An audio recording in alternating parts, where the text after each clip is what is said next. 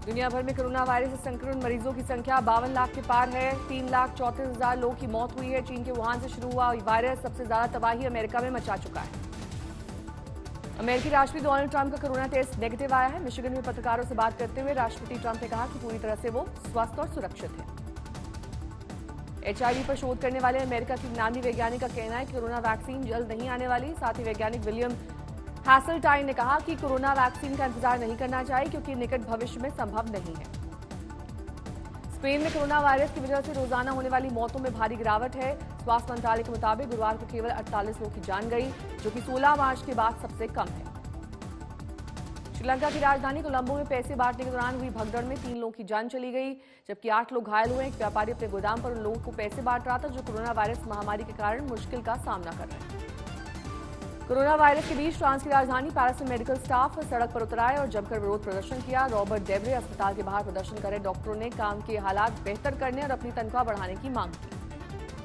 Brazil में corona virus से हो रही तबाही के बीच राष्ट्रपति जायर बोल्सोनारो ने मंत्रियों और सांसदों के साथ बैठक की। इस बैठक के बाद बोल्सोनारो ने कोरोना वायरस से लड़ने के लिए $11 बिलियन अमेरिकी के पैकेज का ऐलान किया। ब्राजील में स्वास्थ्य कर्मियों के सम्मान में दीवारों पर खूबसूरत पेंटिंग बनाई गई। रियो शहर की दीवारों पर बनाई गई पेंटिंग में स्वास्थ्य कर्मियों के कामों को दिखाया गया। मेक्सिको में कोरोना महामारी के बीच महज चंद दिन में मास्क बनाने वाली एक फैक्ट्री को तैयार किया गया। इस फैक्ट्री से अब मास्क बनाने का काम शुरू हो चुका है। कंपनी के अधिकारियों के मुताबिक हर रोज 40,000 मास्क बनाने का लक्ष्य रखा गया है। अंतर्राष्ट्रीय ओलंपिक कमेटी के प्रमुख थॉमस बाक ने कहा कि कोरोना महामारी के मद्देनजर अगले साल टोक्यो में होने वाले ओलंपिक खेलों को रद्द किया जा सकता है। इसी साल मार्च में IOC और जापान की सरकार ने बातचीत के बाद टोक्यो ओलंपिक अगले साल तक टालने का फैसला किया था। चीन की संसद ने कोरोना महामारी के मद्देनजर एक बड़ा फैसला लिया है। कोरोना संकट की वजह से चीन इस साल आर्थिक वृद्धि दर का लक्ष्य तय नहीं करेगा। चीन के प्रधानमंत्री ने कहा कि ऐसा इसलिए किया जा रहा है क्योंकि चीन कोरोना वायरस से जूझ रहा है और ऐसे माहौल में प्रगति का अनुमान लगाना मुश्किल है। 1990 से ही चीन आर्थिक वृद्धि के लक्ष्य को तय करता आ रहा है। ये पहली बार है जब चीन ने GDP का कोई लक्ष्य तय नहीं किया है। वहीं चीन के प्रधानमंत्री ली केशियांग ने कहा कि कोविड-19 को नियंत्रित करने के लिए सरकार 1 ट्रिलियन युआन और देगी। ली केशियांग ने भी कहा कि चीन अमेरिका के साथ ट्रेड डील पर बात करेगा, जो कि कोरोना वायरस की महामारी के कारण अधर में लटका हुआ है। वहीं ताइवान को लेकर प्रधानमंत्री ने कहा कि चीन अपनी संप्रभुता को लेकर अडिग है। चीन की सालाना संसदीय बैठक में बजट को 6.6% बढ़ाने की मंजूरी दी गई। कोरोना महामारी को लेकर अमेरिका और चीन में तनाव बढ़ रहा है। चीन का कहना है कि अमेरिका उसके खिलाफ कोई भी कार्रवाई कर सकता है तो गंभीर परिणाम उसे भुगतने होंगे अगर वो ऐसा करता है। वहीं अमेरिका चीन के खिलाफ आर्थिक प्रतिबंध लगाने की बात कह रहा है।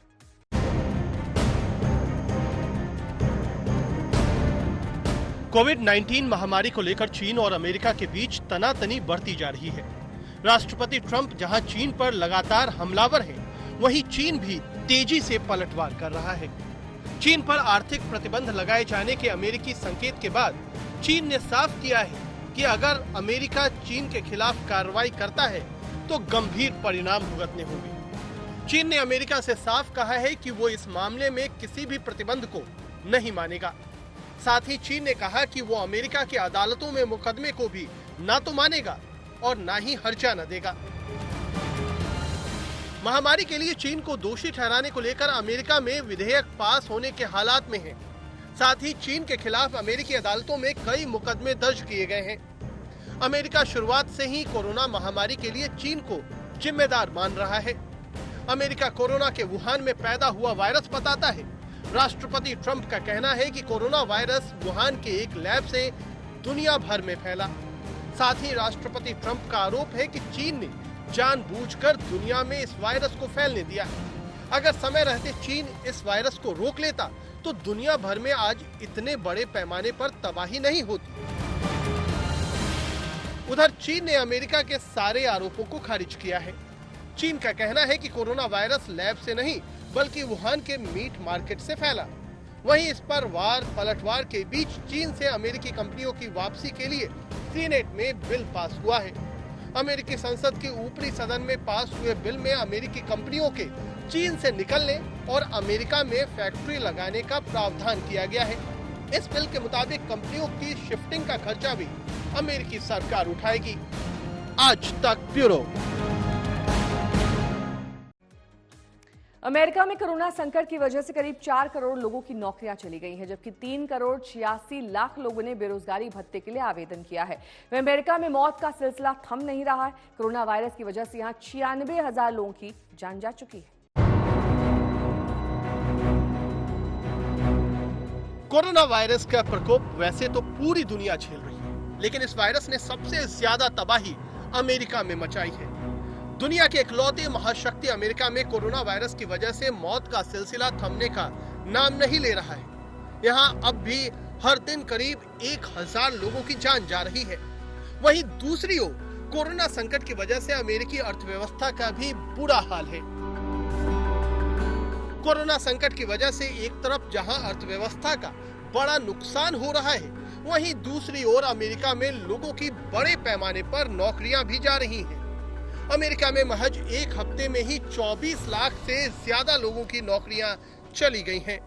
ये तब हुआ है जब अमेरिका में लॉकडाउन में ढील देने से आर्थिक स्थिति के बेहतर होने की उम्मीद जताई जा रही है। कोरोना संकट के शुरू होने के बाद से अब तक अमेरिका में करीब 4 करोड़ लोगों की नौकरियां जा चुकी हैं, जबकि 3 करोड़ 86 लाख लोगों ने बेरोजगारी भत्ते के लिए आवेदन किया है। ये संख्या अमेरिका में काम करने वाले कुल लोगों के करीब 1/4 के बराबर है। जानकारों का कहना है कि अगर अमेरिका में हालात जल्द नहीं सुधरे तो राष्ट्रपति ट्रंप की मुश्किलें बढ़ सकती हैं और वो नवंबर में होने वाले राष्ट्रपति चुनाव भी हार सकते हैं। हालांकि राष्ट्रपति ट्रंप चुनाव को देखते हुए अमेरिकी अर्थव्यवस्था को पूरी तरह से खोलने की लगातार कोशिश कर रहे हैं। आज तक ब्यूरो। दुनिया भर में कोरोना संकट के बीच भीषण गर्मी है और इस गर्मी से बचाने के लिए लोग समुद्री तट का रुख कर रहे हैं। वहीं समुद्र किनारे भारी भीड़ ने दुनिया भर की सरकार की चिंता बढ़ा दी है।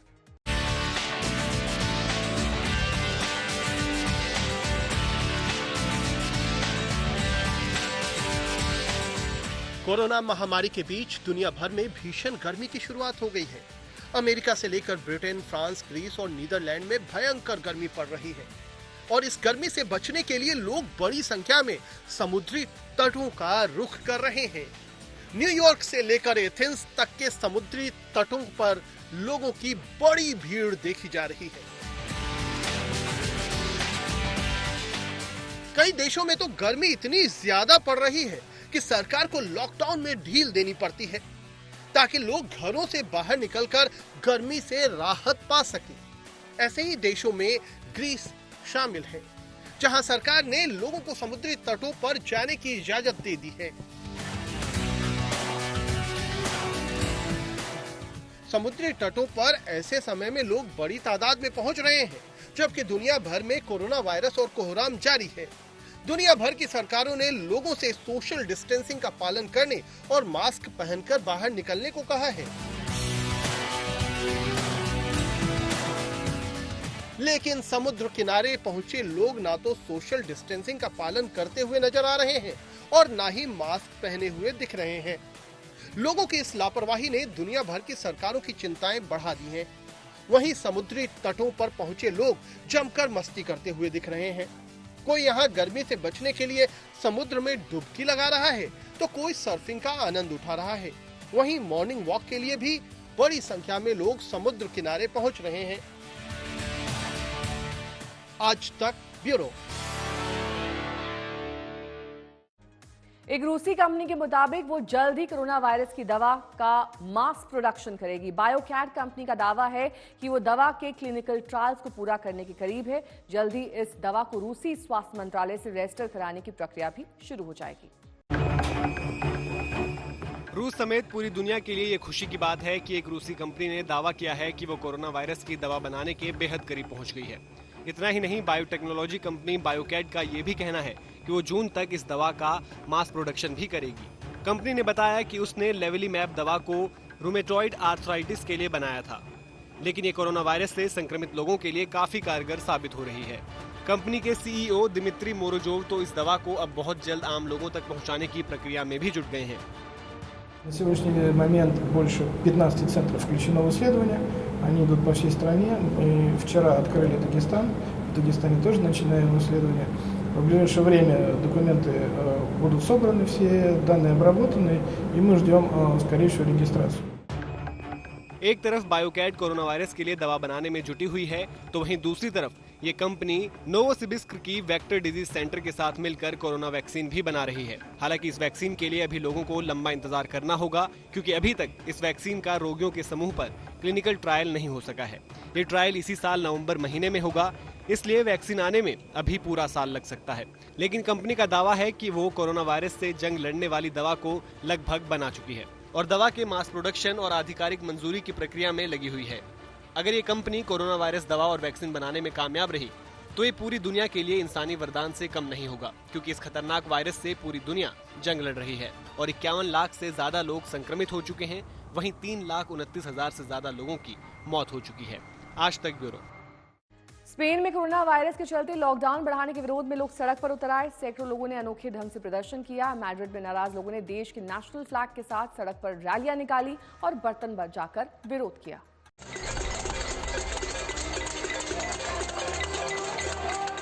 एक तरफ जहां स्पेन कोरोना वायरस की मार से बेहाल, वहीं दूसरी तरफ स्पेन सरकार की मुश्किलें और बढ़ गई हैं। राजधानी मैड्रिड में प्रधानमंत्री पेड्रो सांचेज के खिलाफ प्रदर्शन शुरू हो गया है। कोरोना वायरस के चलते लॉकडाउन बढ़ाने के विरोध में लोग सड़कों पर उतर आए। सैकड़ों लोगों ने सड़क पर उतरकर अनोखे ढंग से प्रदर्शन किया। मैड्रिड में नाराज लोगों ने देश के नेशनल फ्लैग के साथ सड़कों पर रैलियां निकाली। वहीं लोगों ने सड़कों और घरों की बालकोनियों से बर्तन बजाकर भी विरोध जताया। नाराज लोग सरकार को कोरोना वायरस से लड़ने में नाकाम बता रहे हैं और प्रधानमंत्री को पद से हटाने की मांग कर रहे हैं। तो वहीं दूसरी तरफ स्पेन के प्रधानमंत्री पेड्रो सांचेज ने लॉकडाउन को अगले 2 हफ्ते तक बढ़ाने का ऐलान कर दिया है। उन्होंने संसद में भी इसके प्रस्ताव की मंजूरी ली है। प्रधानमंत्री पेड्रो सांचेज ने सदन को बताया कि हम जिस रास्ते पर हैं वही एकमात्र रास्ता है।